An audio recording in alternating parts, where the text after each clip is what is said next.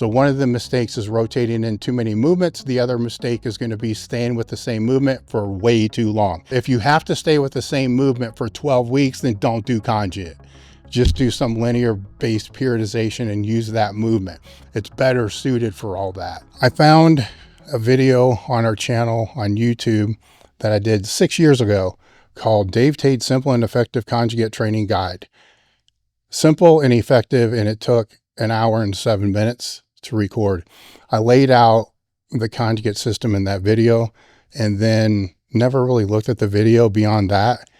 And when I saw it pop up on my feed the other day, I clicked on it and realized there were 275 comments that I didn't know about. And as I scrolled through them, there were a lot of questions. So if it's a simple and effective guide and there's a lot of questions, maybe I should circle back and answer some of those questions. So a couple things that we're going to do here is I'm going to put a link to the video in the description of this Crewcast episode. I'm also going to put in a Notebook LM link to where I put the video in there, created a slide deck and infographic and other reports to kind of diagnose what was in that video so you know what's there. And there was something else I was going to put in there as well. I'll put it in. I can't remember what it is right now because I kind of want to get started on this whole thing.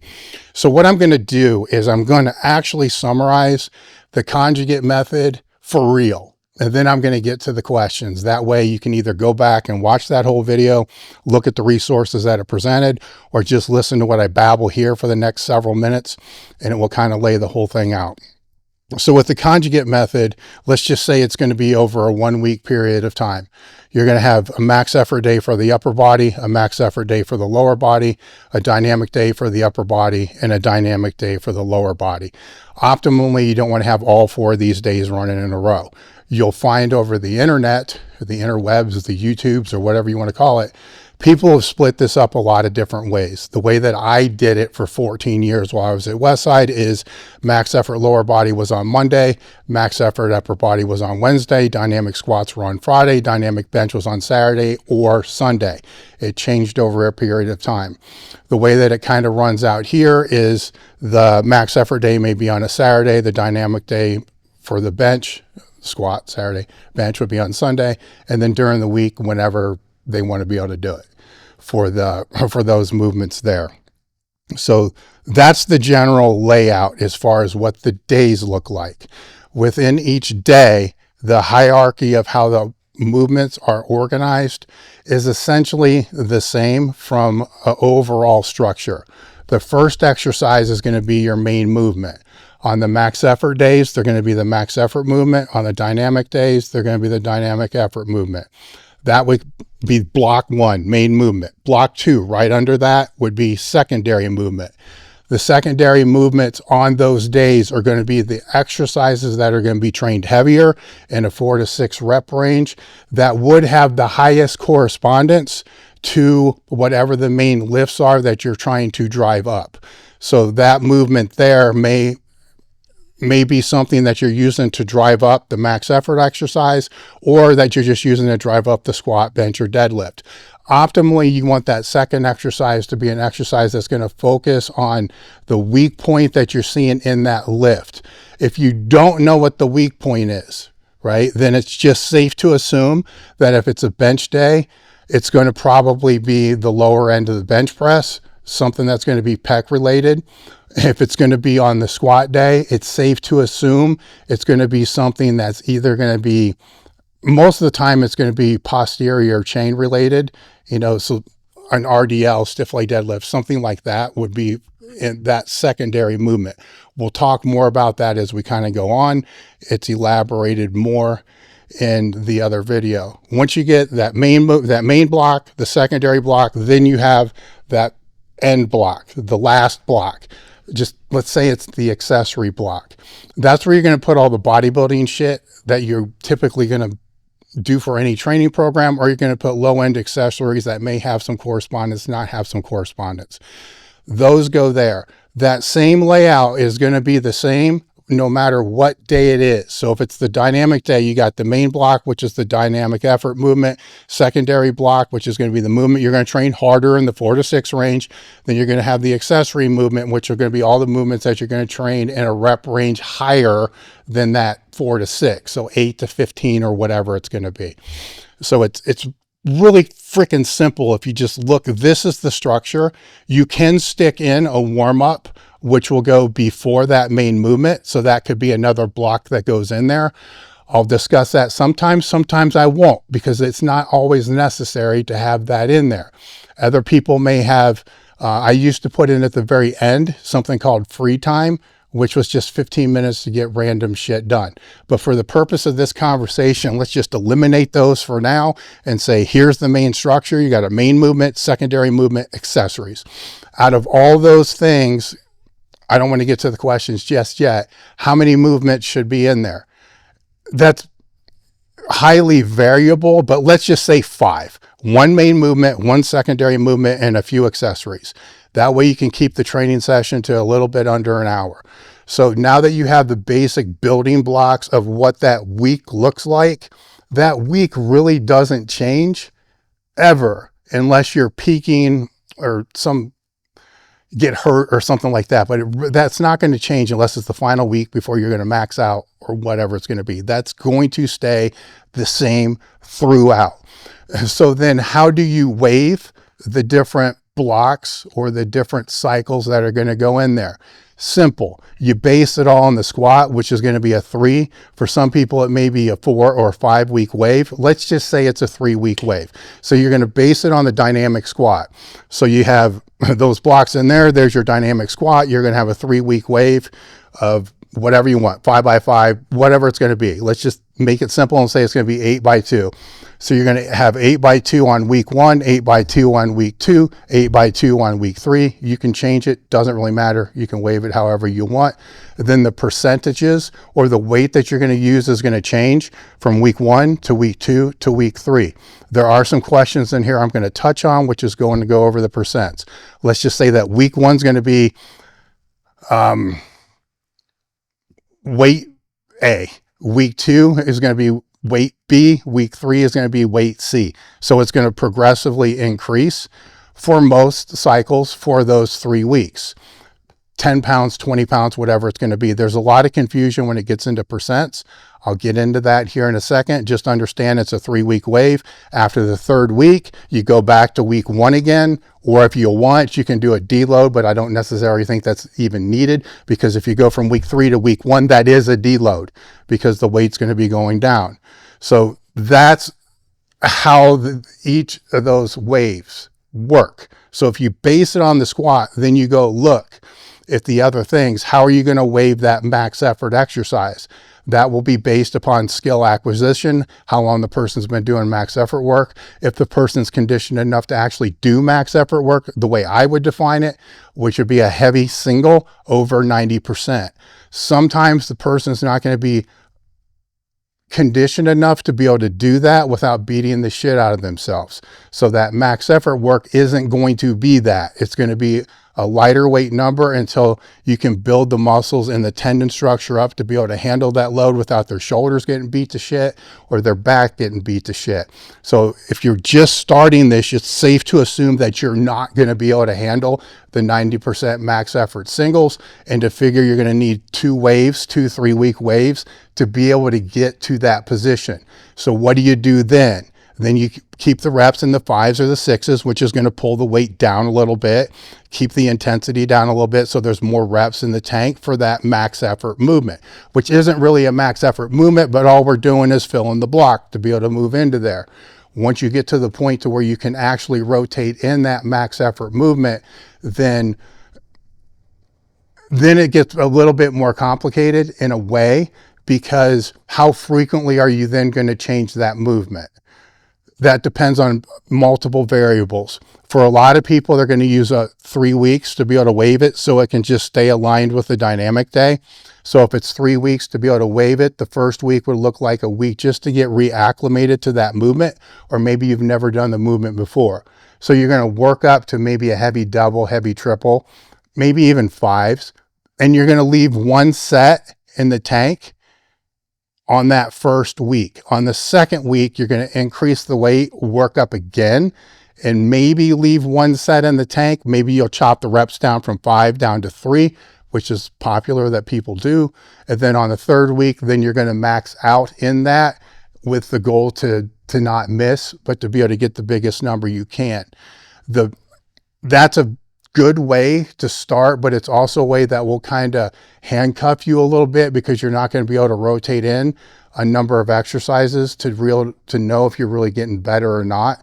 So I would stay with that until you actually build the skill in whatever that max effort movement is, which with the lower body, it's typically going to be some kind of good morning hip hinge type of variation. It's going to be some kind of deadlift, or it's going to be some type of squat with different bars, bands, chains, whatever the hell you want to do. It doesn't really matter, because the goal is to strain. Right? So when we get down to what the goal of that max effort exercise is, at the end of the day, it's to strain, to learn how to push when the weight gets heavy. So that can end up happening on rep 3 if it's a 3 rep max, but it's still different than if it happens on a single, because the weight's going to be higher. Can also happen on the 5, but it's happening on the 5 because of the residual fatigue that you're building up in the first 4. Another option is to rotate it every 2 weeks, is you're going to have the getting acclimated week, then the next week kind of hitting it. And for the single, kind of maxing out on the whole thing. As you move through and you get a number of, let's say you move through over a period of time and you have 8 movements that would be classified as your max effort movements. Then once you have those, then you can just start revisiting them more frequently, or change them up a little. Say if it's a floor press, you can revisit the floor press, but it can be a floor press, then you add chains. It's still a floor press, but then you're going to have a different number, but you're going to have a good enough indicator to know if you're actually getting better on that movement or not getting better on that movement. Unless you're very advanced with this system, you want to be able to bring back in movements that are similar or very, very, very similar to the movement that you've already done, to know if you're actually getting better or not. So one of the mistakes is rotating in too many movements. The other mistake is going to be staying with the same movement for way too long. If you have to stay with the same movement for 12 weeks, then don't do conjugate. Just do some linear based periodization and use that movement. It's better suited for all that. So that's the rotation of that max effort exercise. It can be 1, 2, or 3 weeks, and it's going to be built out in accordance to what that dynamic movement is. How do you rotate the supplemental movements? The supplemental movements for the 4 to 6, if you're advanced, you can rotate all these things every single week, right? It's the stimulus and the adaptation that matters. If you're not, then you're going to have to stay with the same movement enough to be able to get better at that movement. When you're dealing with movements that are in the 4 to 6 range, if you're an intermediate lifter, you might be able to get 3, maybe 4 weeks out of that movement. I like to try to keep them at that 3 weeks. That way it can rotate at the same rate of that dynamic day. It may not always be the case. This is kind of where the word conjugate comes in, because it's coupling, to where it may take 4 or 6 weeks before you kind of peter out on that movement before you switch it. It may be less. If it's less, no big deal. Just pick a different movement, put it in there. And then that's your work. Those first 2 blocks of that training day are your work hard blocks. Anything that's after that, which falls into the accessories, most of the time I'm just going to tell people, just do your bodybuilding shit. And it's going to be whatever muscle they want to train for that time. That's not going to hurt whatever is going to happen in that next training session. You can slip in things like, if they're coming from more of a bodybuilding physique type of background, you're going to have to keep in things like quads. You're going to have to keep in biceps. You're going to have to keep in certain things just to have better buy-in for this program, because they're all going to think if they don't train those movements, they're going to get small and they're going to get weak, which isn't true. But it doesn't hurt anything to leave that kind of stuff in there, and then just physically wave it so something is kind of progressing at all times. Even on the accessories, you want to have something progressing at all times. If it's the repetitions, it can be the weight, but you have to keep in mind, if you're running these programs, those progressions of the weight or the repetitions are going to be compromised based upon what you did first and second in that training day.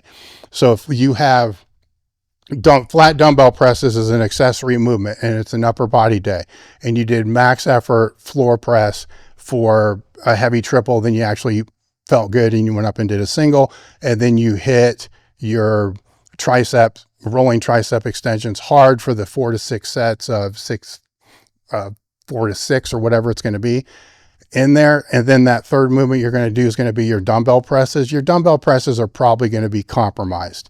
If that day, if the week that you had before, your secondary movement was not the same and it wasn't trained at the same intensity, then the dumbbells, you just need to keep this shit in mind. There's going to be accumulated fatigue as you go through those days.